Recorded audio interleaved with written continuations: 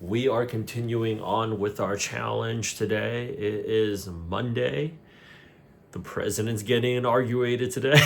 I know some people are not pumped up about it, but either way, this is something that we do in the morning time, especially for people that are in our program that are job hunting right now, and they're doing something what we call full-time job hunting, which is unfortunately they've been impacted or they decided to take some time off of work, and this is all they're doing is just job hunting right now. So we want to make sure that we're meeting up with them in the morning so they have a clear game plan of what to execute for the rest of the day. If you are looking for a product manager job or clearly struggling to get a product manager job in Q1 2025, please schedule a call with us immediately. We will help you make this transition. But now I'm going to go back to answering their questions, giving them some actionable feedback, and definitely schedule a call with us. You are not alone. We are going to be here to help you. So let's go ahead and get it.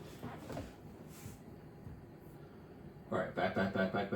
Okay, so the question is I think the question is going to be how do you go and answer the questions on Workday applications when you don't have the answer to it? And right now we're talking about AI, but honestly speaking, that could be anything, right? We have to recognize that if we're going to solve that problem, with the number of applicants that are out there right now, companies are going to create more filters to filter people out, to discourage people from applying. That's what the Workday application is there for, is to get you guys to not apply. It's so we can assume, because they're getting a lot of people, so it's like the DMV office, right? They got to control the flooding and the surplus of talent somehow. So one of the things is issuing out questionnaires. Another thing is providing you guys with case studies.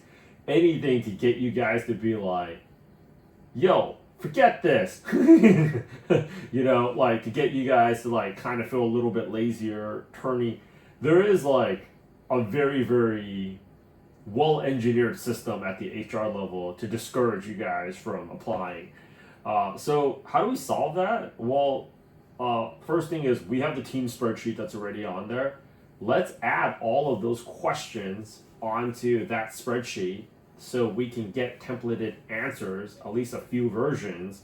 So when you guys are asked that question again, you guys can quickly fill out those Workday applications, because the assumptions that we can make, because we're all product managers here, even for the people transitioning, I want you guys to start thinking like a product manager, is we're only going to see more Workday and Workday applications, greenhouse applications. We're only going to see more filters, and in addition to getting more jobs applications, you're also just going to see more questions. So if we want to solve that problem, let's start getting the questions on there, and if we create 3 to 5 versions of these answers, it's either going to be very easy for you to either copy and paste that, or you can go ahead and actually you can either copy and paste that, or it's if you have 3 or 4 references, you can basically just come up with an answer faster, because today you're asking me how would you answer this AI. Tomorrow it's going to be another question, the next day is going to be another question after that. If we have it documented, instead of us having all of our own different Google Docs, if we have it all documented onto one spreadsheet or one Airtable, everybody's just going to be able to benefit from that. Because I think today we just did an accountability, and we can go ahead and take a look at this. Shravani grabbed an extra 2 round 2s already from positions that she applied to last week. Sandy, you just hit applications and you immediately got 2 responses from the DMs, right? So we know, right. So we basically have to keep on increasing those numbers. That means things that are blockers for us to scale up volume, we need to be able to minimize that time so we can get more output. If we can even cut your application time by 50%, right? So the same amount of time, Shravani, you would have been grabbing 2 round 2s. Sandy, you would have been able to get 2 more replies. Does that make sense? Yeah. And honestly speaking, we only really just need 1. So like the more activity that we can get out, the more volume we're gonna go ahead and get back. So um So so I yeah, have I have a question. Please, no judgments. no But I didn't know judgment how to here. respond to one of the guys that you shared over the weekend, and so this was the best that I could come up with, and I would like to, and I saved this response as a template if it works, and I want to post it in the chat. And if you guys can review it, let me know how what better I can do with this message, or if I would not even do it this way, etc. So I just posted the message in the chat. This is one of the comments that I left for a hiring manager. Let me see here. Okay, so the message that we got is uh hi Charles, this looks like an awesome opportunity. I would like to throw my name in the hat and learn more about this product you are trying to build. While I don't have direct experience with retrieval augmented generation, I'm familiar with its core principles and its role in enhancing AI systems. In my career, I've consistently demonstrated the ability to quickly understand and adapt to new technologies and methodologies. Also, I'm located in the U.S., and so if you'd like to, if you like my profile and you're interested in folks in the U.S., I would love to discuss this further. This is a great message. I'm not even saying that sarcastically. I would say. I would, if I were you, I would cut this thing into something a little bit shorter. And this is a suggestion, but just like your English literature teacher back in school, like I think it's also important to like for you guys to improv it as well. So I'm gonna plug this thing back into the chat, which is like great on hitting hi Charles, because like when we are when we're sending out a LinkedIn message, if we're addressing the first name, it's definitely way better than if you just say hey, because it's an added layer of effort, and people always appreciate that. I don't know why. Like the hard work, the god of hard work, just knows when you're working hard, and he also knows when you're not.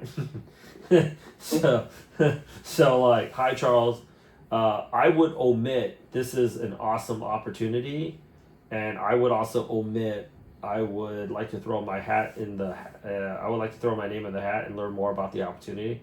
I would just go straight into, hi Charles. And this is just a suggestion. I don't have direct experience with retrieval augmented generation, but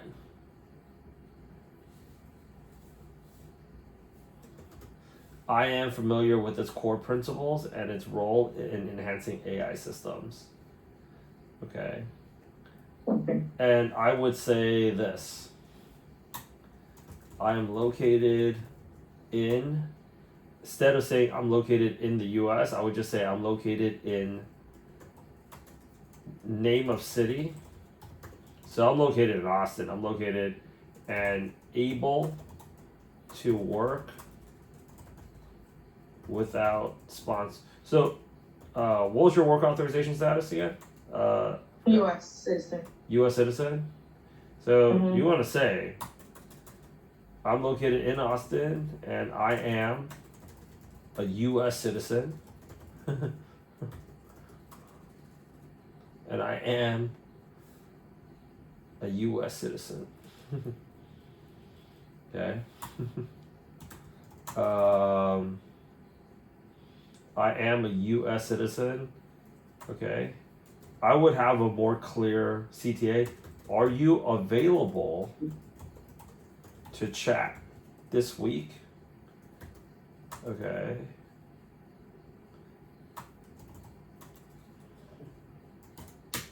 And I would just have that, right? It's just a very simple message. But I'd have like a more kudos to you for like doing the reach out. Having said that though, keep it shorter. But at the same time, here's the thing about like what I want to tell people about sending out LinkedIn messages. When you're talking about sending out LinkedIn messages, just like anything else, like your personality should show, because like there were people when I was working with in recruiting, they would send emails to like VPs at Google. Like there's this one girl I used to work with. If she's watching this, it's like my old coworker. Like she would send an email saying "OMG" with 3 exclamation marks. I would never have. I would never send one of my clients an email, but she gets away with it, and we were the same rank in terms of like seniority, but like she could pull it off. You know, yeah. I went out this weekend and I saw some guys in outfits that I could never pull off. You know, so like I was like, I was talking to these 2 Korean guys like, I thought Fashion Week in Milan was in Milan, man. But anyways, like, if they can do it, they can do it. I mean, I was telling my friend I couldn't do it. So, like, that's why, like, the other program that I'm launching right now and helping people do the personal brand is so much focused on, like, it's one of the most AI-proof things is actually launching your own personal brand, because people are going to resonate with certain individuals over other people. You should come off as authentic as you, because that's going to really increase your conversion ratio. I'm very, somebody, you know, my branding person on the marketing team was like, did you decide to have this brand? And I was like, no, this is me. Through and through. There's no mask here, man. If there was a mask, it was probably how I was running the business the first 3 months out of the business. So like, yeah. Yeah, I'm working on the rebranding myself, because like my last position was so toxic that it completely messed up my self-esteem. So I'm losing the job was a blessing, you know, financially a curse, but losing it was a blessing, to be honest. But I'm working on that process, and I was talking to Shravani last week, and I was like, girl, I need help with like my confidence level getting built back up, because like companies can really F with your mentality so bad that you walk away with trauma, especially like really big companies that have been around for like hundreds of years. So, but yeah, I'm working on the branding, and I think whenever I send messages, I do tend to overthink a lot, and I'm working on it. It'll take time. So I was like asking Shravani last week, please help me to not overthink, because that's my big issue of sending out applications. Just because I just sit there and be like, what if I don't? The fear of rejection, the fear of, you know, all these other things. But I'm working myself up there to not use a lot of words to get my point out there, and I do that because I get nervous. Well, I think what's important to recognize when you're talking about hacking confidence is that number one thing that I've learned is no matter how you feel, as long as you're getting the work done, the results are going to go ahead and kick in. Like when I did a talk the first time ever for Product Gym in San Francisco, I just realized that like my whole team is in New York, and like I was like, man, I'm out here all by myself. But like then it turned out to be a successful event for us. London too. I don't know why. Like, you know, I was so pumped up for London because I love that city so much. And then like 30 seconds before, I was like, holy shit, I'm in another country. But like, you know, but like if Jensen Huang said this thing that like really resonated with me, and he was just like, you know, successful people have a mega god complex, and they have a mega superiority complex and a mega inferiority complex. So, which is why dating us is just such an awesome combination, right? Because but like, like we feel like we're gonna like win, and we feel like we're gonna die all in the same hour. Usually when we wake up in the morning. But like I have to like remind myself that you're just gonna go out there and get it done. So our first cohort ever, we had this one lady. She was probably by age, she was one of the older people in the program, but she also, like, I think the beauty of like what she brought as like a person in the program was she had a work ethic that was just like beyond what everybody else had, and she ended up doing so many more interviews and getting so many offers and a job. And she actually got the highest offer for her cohort. And I asked her this question because up until she hit that number, nobody thought $225,000 was possible. And I asked her, I was like, "Do you feel more confident now with the offer in your hand with the start date?" And she's like, "I feel just as anxious and as shitty as I did before I signed up." And I was like, "See, so like, the truth is like it doesn't, like, that feeling is never really gonna go away."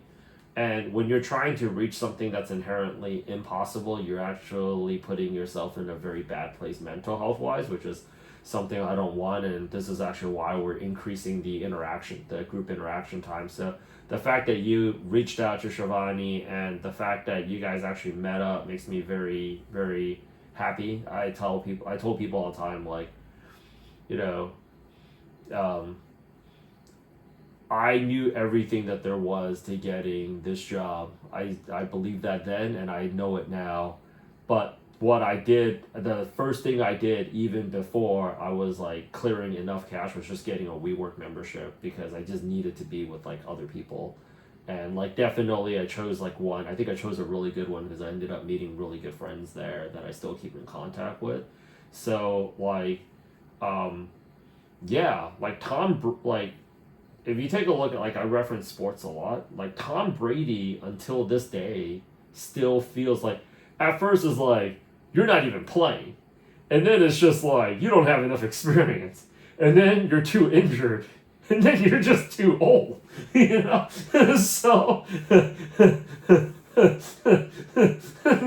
asshole. I mean, for us, it's just when I talk to some of the people that are in the business, because we're still doing tech sales, we're still doing cybersecurity, but we're still doing product management. I still talk to a lot of people, and they're like, that's in this business, and they're like, why are you still in product management when you have like the two other programs that's paying more? And I was like, well, I'm not gonna abandon the program that's helping me live my best life right now. But at the same time, it's just like companies are still hiring product managers. They're not hiring bad ones. That's just like a fact, So when we started, we didn't have a website. We didn't have a lot of things. I mean, shit. We didn't even have a payment processor. I used to tell people, like, yeah, so we got Chase and Bank of America here. You can get the cash. Just walk it back to us. And then it was just like, oh yeah, but you guys are like in person. Like, how are you guys gonna help out the people in San Francisco? And I was like, well, we'll figure out an online curriculum. And then they're like, so people are going to wake up at 6 a.m. in the morning in the West Coast? Well, if they want this job, they'll wake up at 4 a.m. in the morning if they have to. So, those are people that I want. And I was like, if it's between New York and SF, I'm not living in SF. You can't put a dog. I was like, you'd have to put something ridiculous for me to live in San Francisco, like when Matt Damon did that Chinese movie, the Wall or something. That it'd have to be ridiculous for me to live in San Francisco. I'm not living there, dude. But then it was just like, oh yeah, COVID happened, and they're like, companies still hiring for product managers, and I was like, yeah, they are. I mean, because we clearly made it through COVID. And then it was just like, well, yeah, there's these tech layoffs, like, but you guys saw Dennis cleared 300 G's, right? So, like, in the world of product management, I mean, those are BTS numbers right there. In 2025, doing 300 G's is legit. That's crazy. I didn't even realize you get that much for a product manager. That's crazy. I mean, that's the thing. But somebody had to go out there and prove that, model out. But at the same time, the homie was also applying to. The homie was like also applying to 200-300 jobs a day, but he was also crazy enough to like apply at my place, and I was just like, "You're welcome to come. I just don't know if you want to come back," because I was just like, I mean, he knew what it was like to just feel like the son of Asian parents for like about like a month. No. You know, I'm no. Oh yes. I was like, hate me now, your bank account's gonna love me later. I mean, him and Susan Chang. Susan was like, if it was like a Navy SEAL boot camp, Susan Chang definitely got Dennis through that part. You know, she was just like, you know, this is what it was like for all of us growing up when we were like 4. You know, like amateur. You know, but yeah, Dennis did like 25 like he did 200-300. I think one day I got 400 rolls out of him, but he was just sounding better. There's a co-working space basically at my rooftop. He was just sounding better and better and better and better and better. And I just kept on cracking the whip, and he was like, yo, like first day I remember him and Susan were doing about like 10-20 rolls, and they were very selective at like about like 4 or 5 rolls, so they thought that was a win. I was like, those are some rookie numbers, we need to add a 0 to it. And then the second day it was like, okay. It was like, I was like, yeah, get ready. I was like, you know what you guys gonna do after lunch? You guys gonna apply some more? And then they're like, what are we gonna do after dinner? Like, apply some more. And then what are you gonna do before you go to sleep? Take out that phone and hit another 5. You know, and if you're not asleep, 10 minutes later you're gonna go out there and hit another 5. I popped up just this weekend alone. I popped up an extra 31 YouTube videos, getting ready to destroy my competition. You know, destroy my competition. One of my friends works at this one other boot camp. He's like, yo man, I've known the guy. They hired their own former tech recruiter. And he was like, yo man, you're driving my boss crazy, because he's like, you posted up that one video. He's like, I don't know how you got on his Instagram, but he was like, I'm in Asia right now, so when you working, we working. When you sleeping, we working. When you're not working, we working. I was like, yeah, dude. So we'll out volume them. Like, I recorded 70 YouTube shorts. I recorded 31 long form YouTube videos, and I'm ready to just deploy. Tomorrow. So all I do now, wake up, go to the gym, eat, record, go to the gym again, record some more, and just record. Just drop it like it's hot. So however it is that you guys are feeling, I mean, Sean, you told me like you're feeling like a little bit lazier, like you guys should hold each other accountable. Man, wait till you guys have money, dude. You guys will feel even lazier than you guys are right now. Like some days I don't even know why I'm working. I don't even know why I'm working. I feel like I'm just working my life away, dude. And then I see the guy that's like boiling up the noodles around the corner. I'm like, shit, that just could have been me. You're working for that Asian wife, remember, right? You're working for that Asian wife. You need that bank account. No, man, I'm working for me. We already done that. I'm working for me, myself, and I. I'm 100% pro Richard Chen. Like Donald Trump, man, all those. I heard he still owes banks like money from his real estate project. Good luck trying to collect now.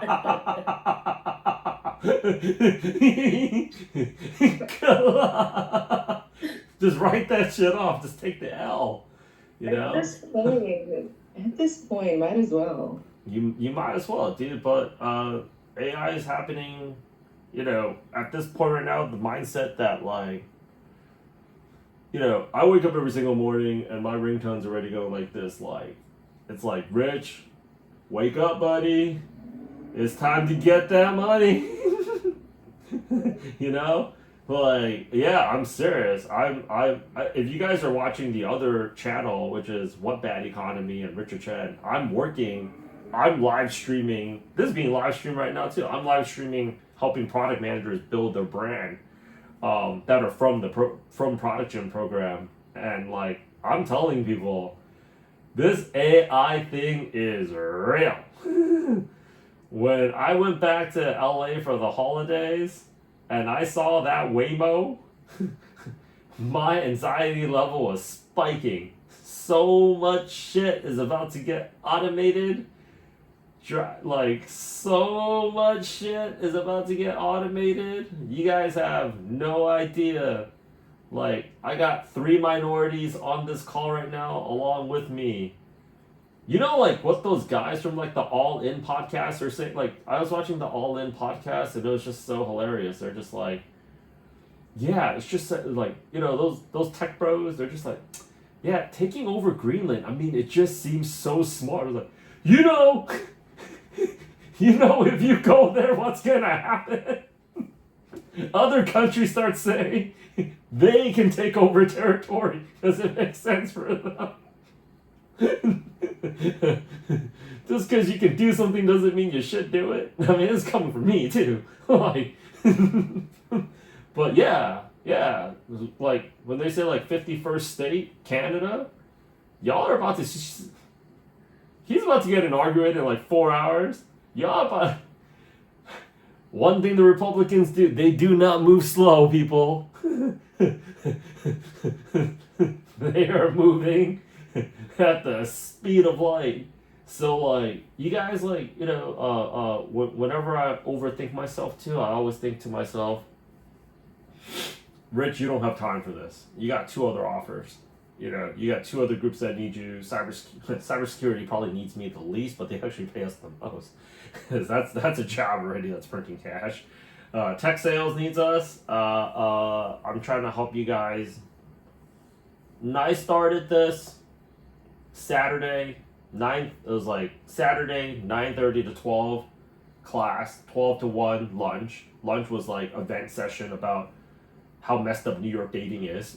And then 1 o'clock to 3:30 was class. And then 3:30 to 4 o'clock people would just kind of hang around, shoot the shit, and then some of the gung-ho people would be applying to jobs.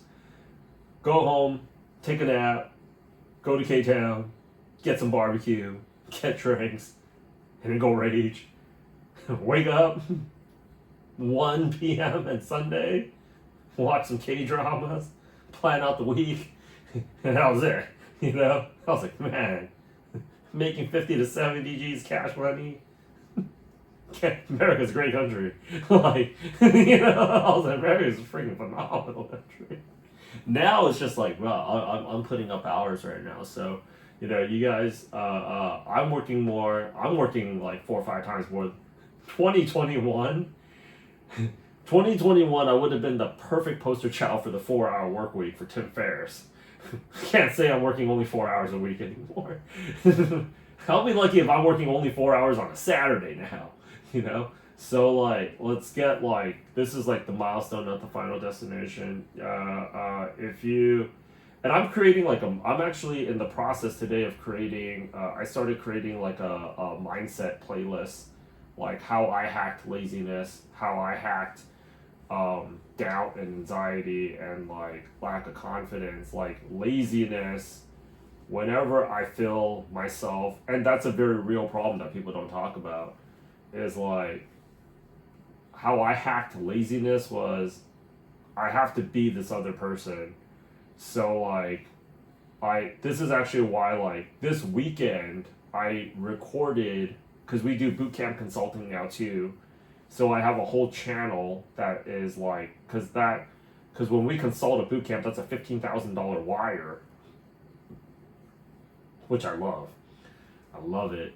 It's a $15,000 wire, and it's not a hard sale for us, because what I say is, my name is Rich, I currently run 3 boot camps, and I want to help you eliminate 75% of your payroll costs. That's all it's going to cost you is $15,000, and we will help you hire overseas talent. The premier talent in Asia.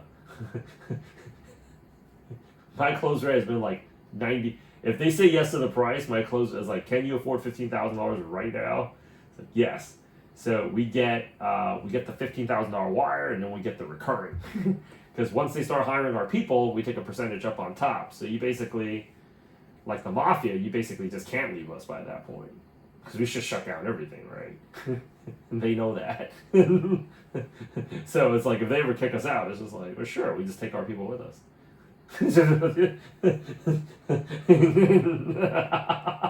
So it's like a recurring revenue model. So I got to record that.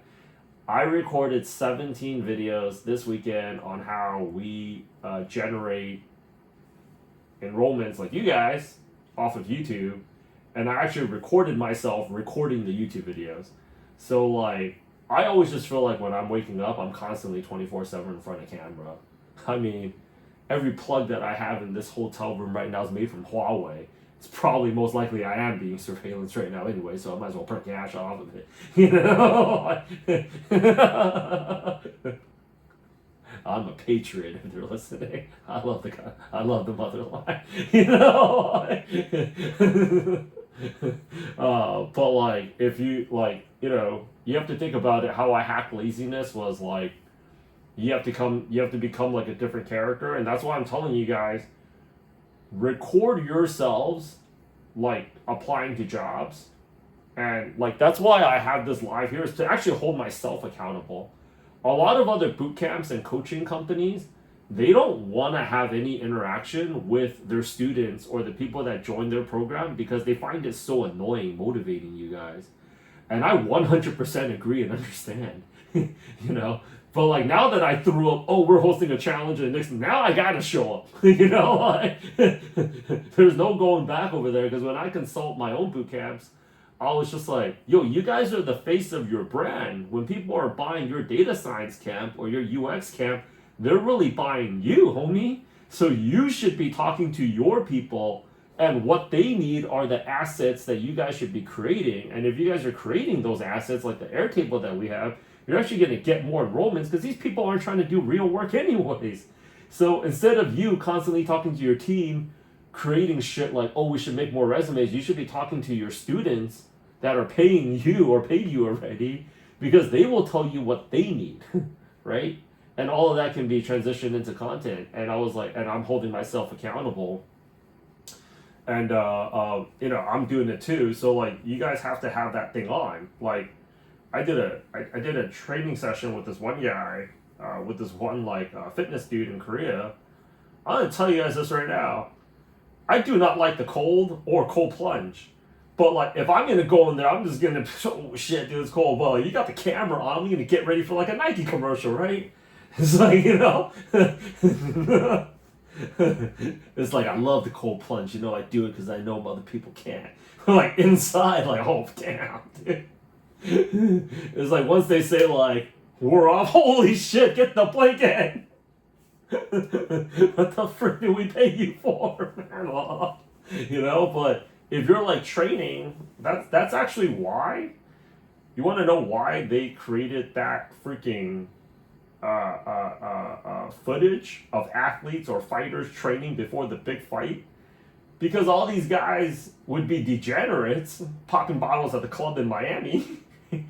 But if you have the camera rolling, they know, oh shit, this is going to be on all access. Now it's like they got to come in here and be like, yeah, dude, you know, while other people are like partying out there, we grinding, you know. But if that camera wasn't rolling, you know, that's what those K-pop reality shows.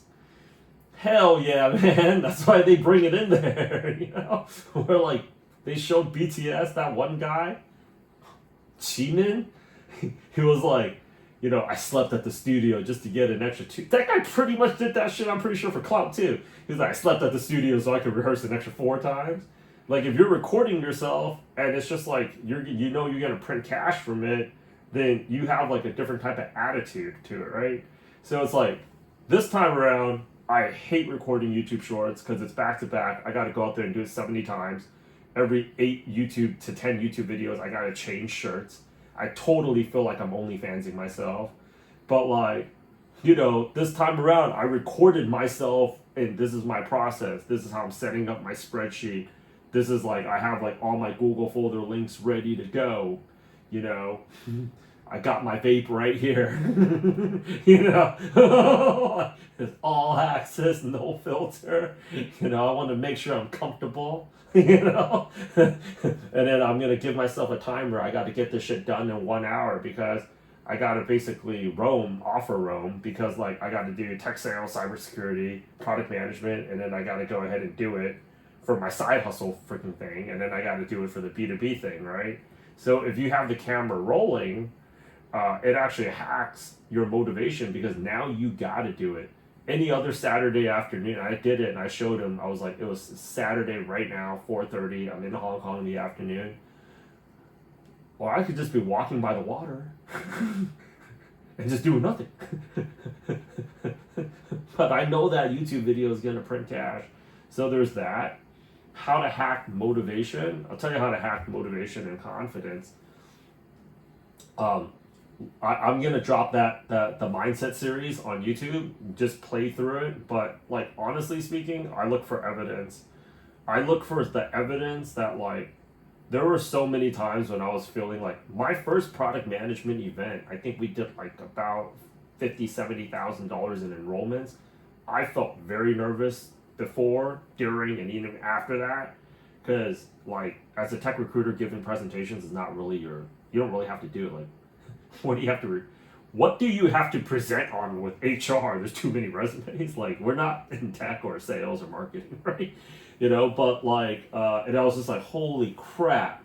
The money was good, but I was like, oh man, I gotta do it again. And then I just tell myself, like, no matter how I feel, like it doesn't really matter. Like that lady that got the job, she got the biggest offer because she outworked everybody. It was a way for her to control her anxiety, which just like I'm just gonna out apply everybody, and she out interviewed everybody, and then she ultimately out earned everybody, which was like Dennis. But even when she got the biggest offer, she didn't feel any different. And even after she started the job, she also didn't feel any different. And she reached out to me recently, which was like, "Do you think I should start creating my own brand?" I was like, "Hell yeah!" And she was just like, "I'm kind of nervous," and I was like, "Still, you're like a VP of product now." She's like, "But I still don't feel any different." So when I take a look at that evidence, even Elon Musk sometimes says like he has imposter syndrome. Even Drake, like he still says, or like a Justin Bieber is just like, you know, every time I'm working on an album, I remember Drake said that the last time he went to Hollywood, he was like, sometimes I think this is gonna be like, this is the one that's gonna end my career, right? Yeah, like 100%, you know. So like, I think it's better for you to just give yourself permission to recognize that honestly that feeling's never gonna go away. I don't feel any more confident now with my bank account than when I did before I started this business, and I honestly thought it would be, but like it didn't. So it's that feeling's never gonna go away, and that's actually a good sign because successful people have a mega god complex and a mega inferiority complex. So yeah, just recognize, like, control the numbers. I'm really happy that you two got together. I think Pritwish, you're also in Jersey, and Sean, you're in Jersey. Both of you guys should, Pritwish, you showed up a little bit late, but Sandy and Shivani, they actually met up. If you could meet up with Sean too, definitely meet up. Like, be there to kind of like inspire each other. That's kind of the reason why I also started hosting like a live thing for people's like side hustle, because I have the curriculum already very streamlined in terms of like, you set up your YouTube, you set up your Instagram and all that, but they also told me it's been helpful, like, you know, like creating the YouTube scripts together and creating YouTube videos together, and like building up that brand together, and people have now been interviewing each other and all that other kind of good stuff. You guys are going to see a lot more content there. So like that number, I couldn't get past a workout session without my music playlist, or like I couldn't do it without like team meetings. It's largely why I decided to set up the Korea team, is I want an in-person office again. And I was just tired of just arguing with Americans about coming into the office. So I was like, you know what? Good. You stay home. Because now, you don't need to come back ever. Ever. What does that mean? It means what it means, homie. You want to be out there living your best life? What, you don't think I do? So that was like, I manifested the perfect situation for myself. Wake up, it's nighttime for you guys, it's morning for me. Chomp down a few calls, get lunch, grab a Pilates session, take a nap afterwards, do Korean barbecue and do like a freaking noraebang section. And then on the weekends, you'll find me either in Tokyo or Singapore. Yeah, perfect. Don't come to the office. Yeah. What, you think I wasn't going to solve that problem myself? Have you known losing to be a habit of mine? Yeah, in this world, you can't have your cake and eat it too, unless you a boss. That's the part they left out of the disclaimer, son. You know? Because I have resources. I could hire somebody like a Tony Robbins and say, I'm unhappy with my life, but I have money. What do you think I should do? You know what you should do, Rich? You should do this. Yeah, that's the thing. So everybody keep their numbers up. Shravani, great job. 2 second rounds. For 2 round twos from last week. Sandy, 80 applications. Sean did. Let's step up the thing when you're feeling lazy, feeling unmotivated, people are feeling anxious. Start reaching out, get it up there, recognize that, and then most importantly of all, I'm gonna end with this. You guys have to have this mindset. Okay, I'm gonna monetize this job hunt. Okay. Last question. I gotta get to my next call, and I'm gonna go ahead. Yeah, Rich, 2 things. So the first one is on school, I found someone called Stella D. She posted that she has a role in Austin. So is there a way you can connect both of us? Connect with her first. I did connect with her, and the other thing is I don't have. She was asking for someone with experience in insurance background. So I don't have that. Yeah. I mean, if you cannot get in contact with her by the time that I wake up, then I will go ahead and reach out to her live. Okay. Okay? Put up numbers, people. Okay? Okay. Yeah. And the second thing, sorry, the last thing, I posted a question. So I'm interviewing for a portfolio manager role, and happens to be my first interview is going to be with the product manager. So I think the question is going to come up like, why do you want to move from product management to portfolio management? So Because I need a job. I wish I could say that. I mean, honestly speaking, that's the best answer. And on top of that, you should let them know how it is that you're qualified. And I think the more important thing, instead of thinking, which we'll cover when on the next call when I'm awake, is like probably the more important thing to cover is like, you have an idea of who it is that you want for this role that's going to help make your life easier. What is the product market fit that you want in this situation? You always want to make it about the person that you're talking to, because they will always act in their best interest, and you want to let them know how you are going to help them get what they want out of this situation. With that said, I gotta hop. Okay, that's fine. The call is not until Thursday, so we can discuss more about it tomorrow also. Fantastic. Yeah. All right, people. See you guys in the next session. I want to see numbers. Okay, bye. Bye. That's what it is, people. It's how you put up numbers. Just keep motivating your team.